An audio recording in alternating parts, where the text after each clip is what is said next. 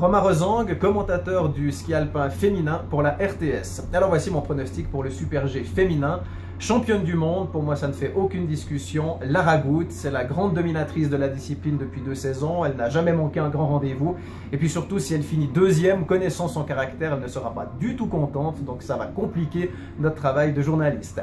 Médaille d'argent, Lindsey Vonn, c'est désormais la grande dame du cirque blanc, 64 victoires en Coupe du Monde, record absolu, et puis un podium sans le visage, sans le sourire de Lindsey Vonn, ça n'est pas véritablement un podium.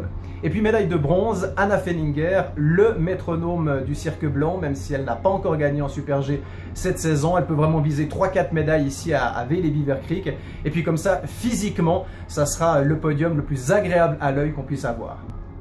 Je m'appelle Mauro Pini, tessinois doc, ex-entraîneur ou peut-être encore dans le futur, on verra.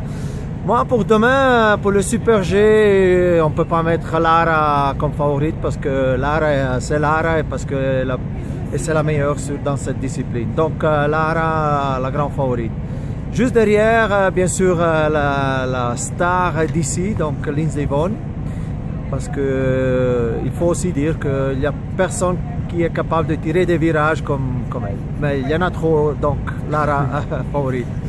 Et troisième, je ne sais pas qui choisir entre Maz et Feininger. Donc, moi, presque je mets Feininger pour demain.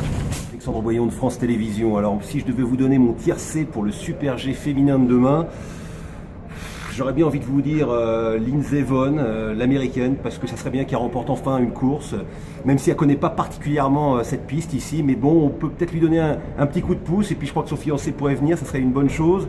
Troisième, j'aurais bien une autrichienne, parce que là aussi c'est un pays qui ne gagne pas souvent de médailles, peut-être une Anna Feininger, je ne sais pas si elle a brillé l'an dernier à Sochi, puis en deuxième place, fais voir un petit peu. Ah ouais, là il y a une croix, donc on va dire Lara Gut, parce que sinon je vais me faire taper. Donc voilà, c'est pas très original, mais bon, on verra demain.